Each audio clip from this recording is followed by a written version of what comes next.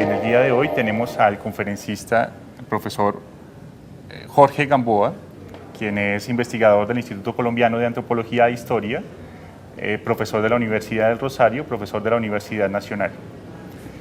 Profesor Gamboa, durante su conferencia usted hizo la afirmación que no podíamos hablar de una etnia muisca. ¿Esto es debido a qué? Bueno, muchas gracias, Diego, por la pregunta. Cuando yo hago esa afirmación basada pues, en una serie de investigaciones que he venido realizando, me refiero a varias cosas. Me refiero en primer lugar a que existía una gran diversidad en términos culturales y lingüísticos en todo lo que hoy en día es el altiplano cundiboyacense, de manera que no podemos hablar de una sola etnia o una sola cultura, si queremos denominarlo así. Y en segundo lugar me refiero a que el nombre que utilizaban los indígenas para referirse a sí mismos tampoco era el nombre muisca. Es decir, ellos no utilizaban esa denominación para referirse a todos los habitantes del altiplano cundiboyacense y en resumen, pues esa fue una denominación que usaron los europeos y que hoy en día les hemos impuesto a una serie de grupos que no necesariamente comparten unos rasgos culturales que puedan llevarlos a que los definamos como una sola etnia o cultura. Bueno, para quienes no han leído su libro, y usted lo afirmó hoy en su conferencia, ¿qué de cierto hay en la existencia del sacazgo y del cipazgo? ¿Es una invención colonial o existía antes de la llegada de los españoles? Bueno, hay que hacer ahí algunas precisiones también. Los cronistas en los cuales se han basado los investigadores contemporáneos nos han hablado siempre de la existencia de dos grandes entidades políticas, una al norte con centro en Tunja y otra al sur con centro en Bogotá. Mi afirmación no es que no hayan existido esas dos entidades políticas, sino que existían más entidades políticas, que esas dos no eran las únicas que dominaban el norte y el sur del territorio, sino que existían otras de igual magnitud, de igual importancia, sobre las cuales no se ha investigado mucho o que han pasado desapercibidas por esa idea de la existencia únicamente de dos reinos. Entonces, pues tradicionalmente fueron llamados el cipazgo y el sacazgo.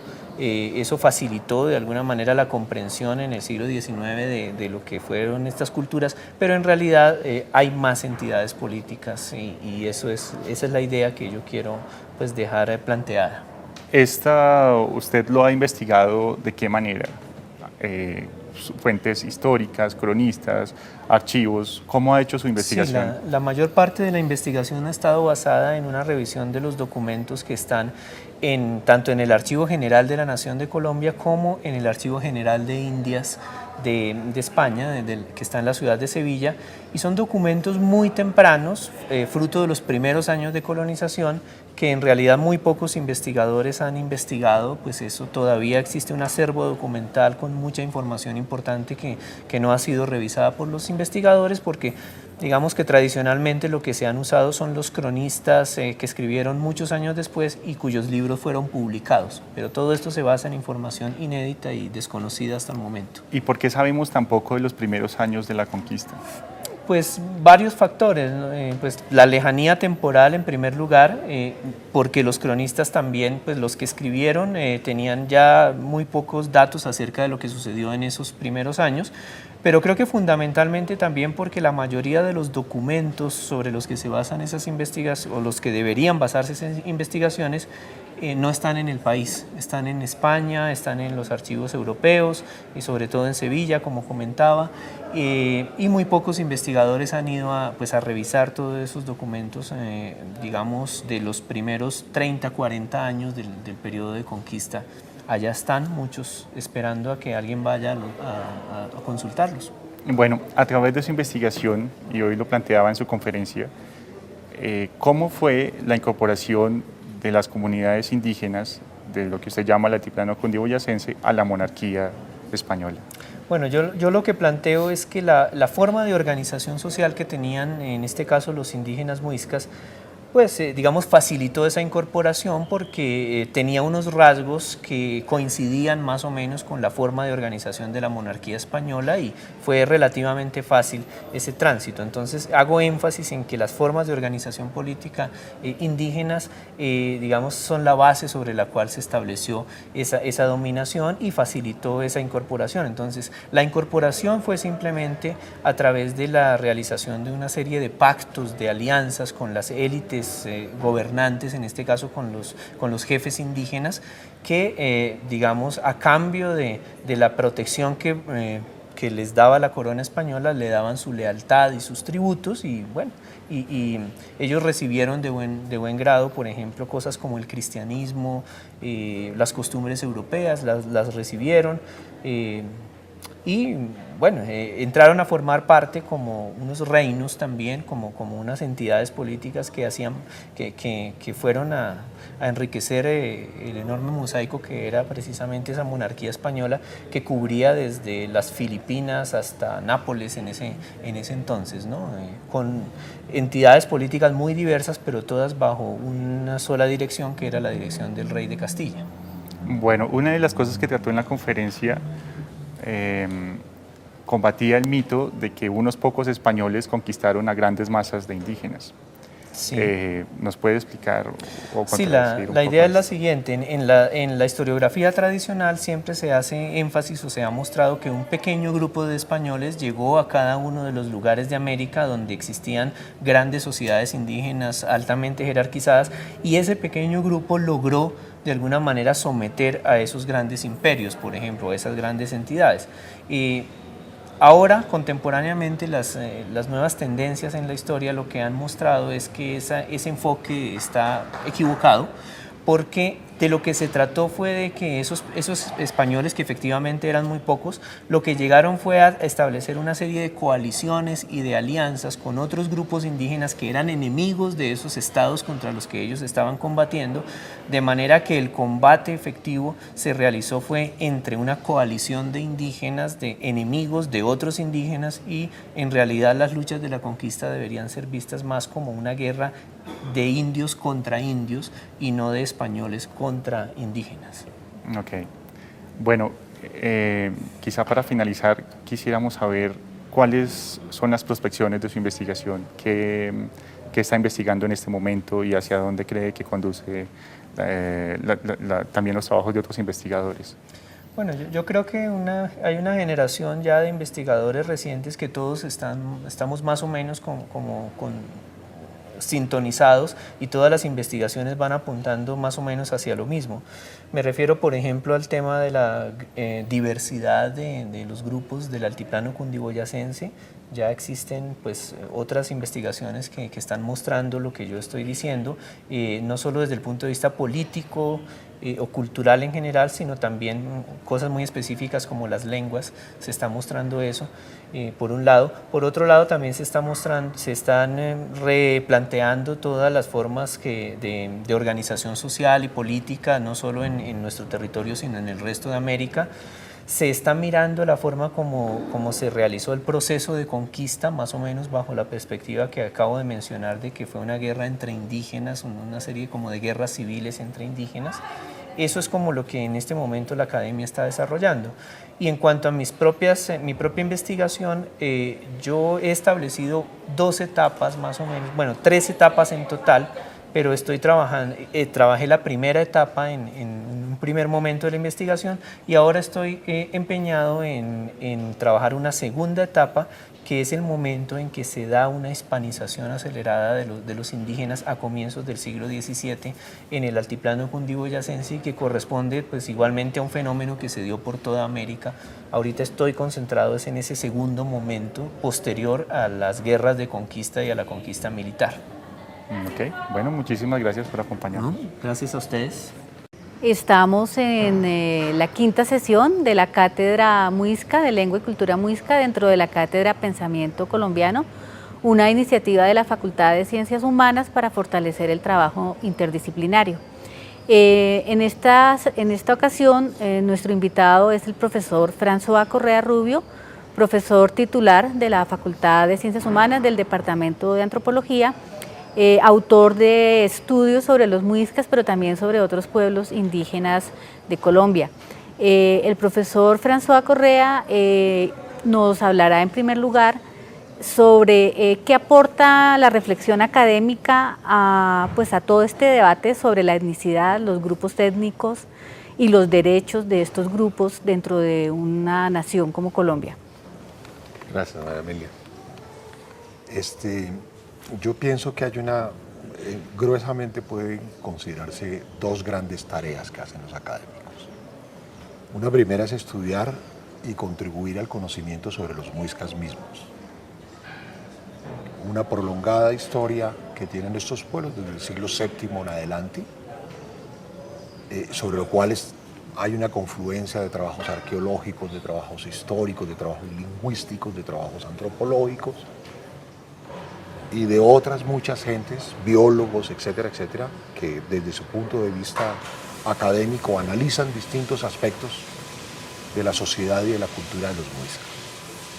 Pero por otra parte, reconociendo la importancia de los muiscas en la historia del país, también la reflexión y el análisis sobre los muiscas lleva a una reflexión sobre la constitución de la nación colombiana y de la participación de los muiscas en particular, pero por otra parte de los pueblos indígenas en la construcción de esa nación colombiana. Colombia es distinguido en particular en América Latina porque tiene un reconocimiento de derechos establecidos colectivos para pueblos indígenas sin par en América Latina. Por lo menos hasta hace unos 10 años era la recuperación de derechos más importante hecho en Sudamérica. En este momento la Constitución boliviana y la Constitución ecuatoriana han desarrollado otra serie de elementos, pero fue sin duda pionera.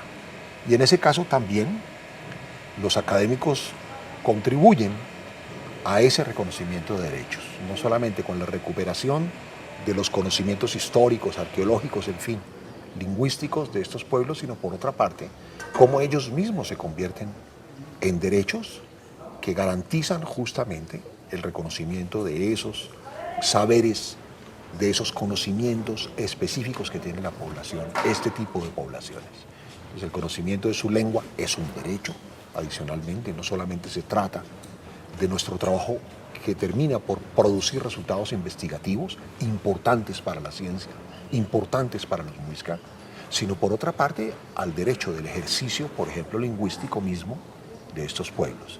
Y así podría mencionar cada uno de los campos en los cuales trabajamos, que me parece son la contribución más importante. Entonces es una contribución que no solamente para los muiscas, es lo que quiero insistir, es una contribución a la construcción de la historia del país. Muchas gracias, François. Bueno, y otro asunto que es el centro de la charla de hoy, el centro del debate, es cómo mirar a estos grupos que se autorreconocen hoy en día como poblaciones muiscas y que en consecuencia están pidiendo una serie de derechos que tendrían como pueblos indígenas, cosa que ha tenido mucha crítica y que genera mucho debate, tanto entre la gente común como entre los académicos. Sí. Yo creo que de alguna manera el núcleo de tal vez la discusión académica se concentra en las características socioculturales de estos pueblos, es decir, de la definición de la indianidad o no de estos pueblos. Es una discusión, a mi juicio, álgida, que ha producido, digamos, distintas tendencias y distintas corrientes de interpretación en Colombia.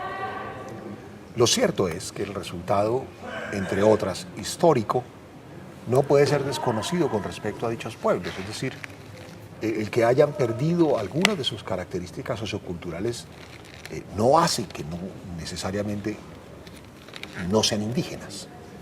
Esa fue, en cambio, la política que siguió desde tiempos de la colonia el Estado colombiano, que fue deshacer sus características distintivas, obligarlos a hablar español y no su lengua, fragmentar sus territorios, destruir sus conocimientos religiosos, sus creencias, etc. Esa fue la idea que desde tiempos de la colonia el Estado colombiano venía desarrollando algunas veces pensando que la vinculación al progreso y al desarrollo nacional eventualmente se convertiría en una alternativa para su supervivencia. El resultado regularmente muestra todo lo contrario, muestra cómo dichos pueblos fueron vinculados por las escalas más bajas de la sociedad y justamente le fueron desconocidos el ejercicio de su vida, de su propia vida, de su lengua, de sus territorios, etc. De manera que el resultado que tenemos, particularmente en los pueblos andinos, en los pueblos de los Andes, en los cuales se concentra en buena medida el desarrollo del país, es, por supuesto, un desvertebramiento de las tradiciones socioculturales de los pueblos indígenas de esta zona. Y entre ellos los muisca. Los muisca estuvieron en el corazón del territorio de la Nueva Granada. En consecuencia fue donde se fundó la capital y en consecuencia fueron poderosamente impactados por las transformaciones, no solamente de la colonia, sino hasta recientemente. Sin embargo, a pesar de dichas transformaciones, sabemos muy bien que muchas comunidades de distintos lugares del altiplano, particularmente en Suba, en Cota, en Sesquilé, en Bosa, en Tocancipá, en Gachancipá, en otros lugares del altiplano, algunos sectores de las comunidades han reivindicado su identidad como muiscas. Esto genera, por supuesto, una serie de preocupaciones con respecto a las clásicas definiciones que se tienen de indígena. Hay una serie de criterios que regularmente se esgrimen, particularmente por las leyes colombianas. Las normas colombianas, el decreto que define en Colombia quién es indígena, finalmente propone 7 criterios y esos 7 criterios son adicionalmente exigibles desde su punto de vista para los pueblos indígenas. Sin embargo, es paradójico que luego de 500 años de decirle a estos pueblos que no sean lo que son, en este momento se le exija eventualmente que exhiba lo que originalmente le fue perdido, le fue transformado, le fue impedido por parte de la sociedad nacional. De manera que no me parece que necesariamente esos criterios permitan justamente entender las características de nuestra historia, de la historia de los muisca y de sus derechos mismos.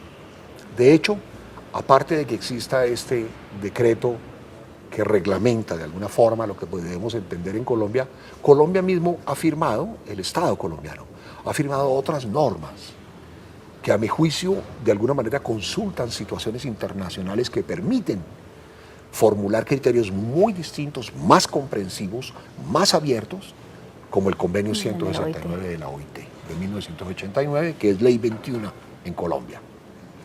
Ley 21 de 1991, se aprobó al mismo tiempo que la Constitución colombiana. Allí, por ejemplo, el criterio que demanda para que distinguir a los sujetos de los derechos es de que los individuos los estados deben atender la conciencia social que tienen los mismos individuos, lo que resuelve en parte estas dificultades que eventualmente cruzan afirmaciones, restricciones formuladas por criterios académicos o incluso por criterios administrativos, etcétera, que abren un compás mucho más amplio para ese reconocimiento de derechos. Por supuesto, la preocupación mayor de todo este trabajo que hacemos académicamente es también, como he insistido, el reconocimiento de los derechos a estos pueblos. Bueno, un punto de debate que es muy importante que nos planteó el profesor François Correa es que el problema no es tanto el reconocimiento de derechos a estos pueblos indígenas y a los herederos de estos pueblos indígenas, sino la ausencia de reconocimiento de derechos a otros sectores de la población, como la población campesina, lo cual podría generar conflictos internos y cuestionar estos derechos básicos de estos pueblos nativos. Es verdad.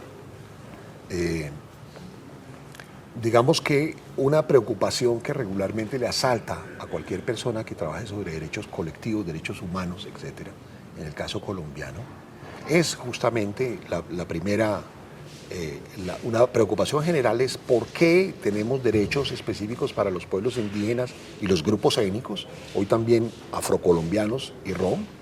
¿Por qué tenemos derechos, por ejemplo, el derecho al territorio?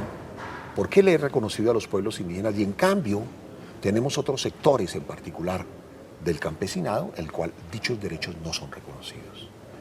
¿Por qué estos derechos aparecen especiales para cierto tipo de poblaciones y en cambio propondrían una asimetría con respecto a otros sectores sociales colombianos? Y la pregunta, decía, está mal formulada. La dificultad no es que estos derechos sean reconocidos para los grupos étnicos, es decir, que se les reconozcan los medios para poder reproducir su vida, que se les reconozca el derecho a poderse comunicar en su lengua, etc. No es esa la dificultad, sino la dificultad en realidad es que esos derechos, los derechos que competen a otros pueblos, no estén reconocidos en Colombia.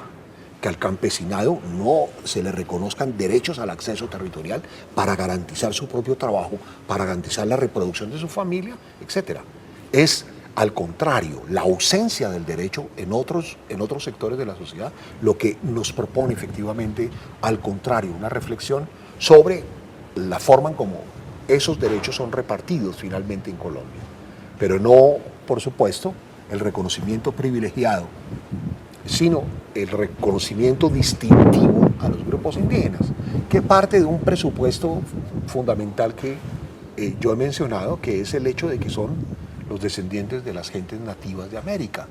Y eso ha sido reconocido en buena medida en esos derechos de prelación a pueblos, a grupos étnicos, por las distintas normas internacionales que hay al respecto. Y el riesgo de que el reconocimiento de autonomía conduzca a fragmentación y a secesión del país, que es lo que alguna gente dice. También es otra preocupación que eventualmente, en realidad se nos ocurre a nosotros. Es decir, que la autonomía, porque no solamente están los territorios, sino ha habido un reconocimiento del Estado colombiano de una autonomía administrativa, una autonomía lingüística, una autonomía, una serie de elementos de la autonomía que le son reconocidos a los pueblos indígenas en sus territorios. Pero en la historia del país, nunca los pueblos indígenas han planteado una secesión político-administrativa. A pesar de que han reclamado sus derechos, nunca en los 500 años de historia al cual han estado sometidos al Estado Nacional, ha habido una reclamación, como ocurre en otros países, una reclamación de una soberanía que lleve a la fragmentación territorial. Eso no ha pasado. No obstante, el reconocimiento de tierras en el país a pueblos indígenas, bajo la figura de resguardos, ocupa un porcentaje responsable de la geografía nacional. No obstante eso, se ha entendido, entre otras, de que, digamos, estas propuestas autonómicas participan en cualquier manera de relaciones al interior de la sociedad nacional y el Estado. Es decir, no se ocurriría pensar a un grupo indígena amazónico cuando todas las mercancías que se introducen dentro de su sociedad dependen del mercado, dependen de la sociedad nacional de alguna manera. Pienso, no cabría en su cabeza efectivamente el hacer una ruptura con las relaciones que ya históricas han sido construidas con la sociedad nacional. Entonces, no es ese tipo de autonomía del que estamos hablando. No es la soberanía completa, no es la secesión político-administrativa. Es una autonomía en el ejercicio de ciertos derechos. Autonomía de tener sus propios procedimientos para decidir, para organizarse políticamente. Autonomía para poder ejercer sus propias lenguas, comunicarse en sus propias lenguas. Autonomía para generar sus propios procesos de transmisión del conocimiento, es decir, para generar sus propios sistemas educativos. Autonomía para poder ejercitar su lengua, para poderse comunicar en ella. Autonomía, etcétera. Una serie de elementos autonómicos que efectivamente han sido reconocidos a la población indígena en Colombia, pero que no comporta una aspiración de secesión político-administrativa. Nosotros tenemos casos como este, mencionemos. Nosotros tenemos, por ejemplo, todas las fronteras colombianas, nosotros tenemos los grupos indígenas escindidos por la frontera, en todas. Los Cuna, la mayor parte de la población está en Panamá. Los Wayú, una buena parte de su población está en Venezuela. Los Tucano, una buena parte de su población está en Brasil. Los Siona, Secoyas, etcétera, del Putumayo, buena parte de la población está en Ecuador, etcétera, etcétera. Es decir, hay en cambio todo lo contrario. ha habido una fragmentación de sus propios territorios por parte de los estados. Aún así, tampoco usted ha escuchado nunca que pueblos como los tucanos, que tienen una relativa homogeneidad sociocultural, o como los guayú o como los cuna, hayan propuesto efectivamente unificaciones territoriales sin el acuerdo con los estados nacionales, descontando la participación en las diferencias limítrofes. No, eso usted nunca ha escuchado efectivamente una reivindicación de los pueblos indígenas que digan, entre otras, queremos unificar nuestro territorio a ultranza de los territorios nacionales, de los estados nacionales, tampoco. O sea, no hay ninguna expectativa, que yo sepa, de ese tipo de secesiones que eventualmente preocupa muy frecuentemente estos procesos de reconocimiento de autonomía. Bueno, ¿habría alguna otra cuestión que quisiéramos agregar?